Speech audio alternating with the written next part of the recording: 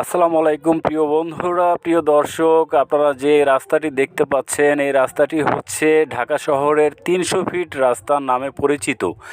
এই রাস্তায় আপনি যখন গাড়ি চালাবেন, যে কোনো গাড়ি চালাবেন, তখন আপনার স্পিড কিন্তু হাই স্পিডে চালাতে হবে।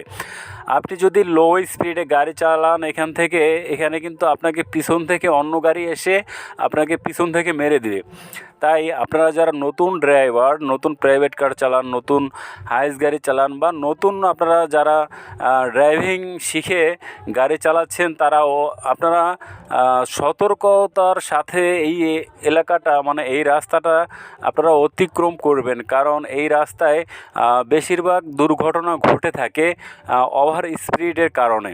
আবার দেখা যাচ্ছে যে এখানে যদি ওভার স্পিড বলতে বোঝায় যে 80 বা 90, হাইস্ট হলে 100 স্পিডে আপনি গাড়ি চালাবেন। কিন্তু আপনি যদি 120, 30, 50 আপনি যদি স্পিডে গাড়ি চালান এই রাস্তা, তাহলে যে কোনো সময় একটা দুর্ঘটনার সম্মুখীন হতে পারেন।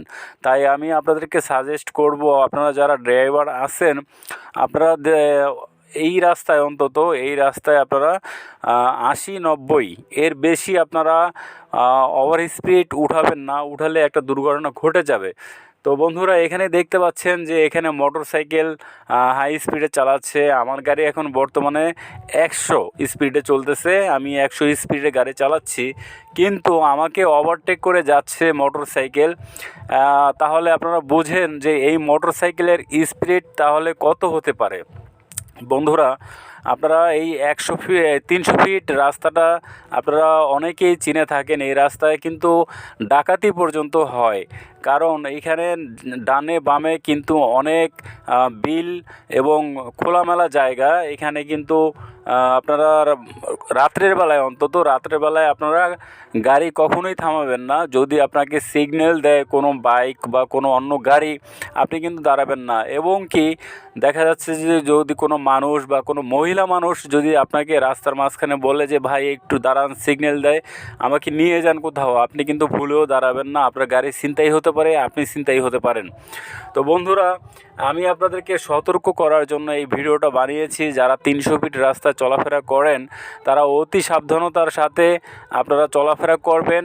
কখনোই ওভার স্পিডে গাড়ি চালাবেন না।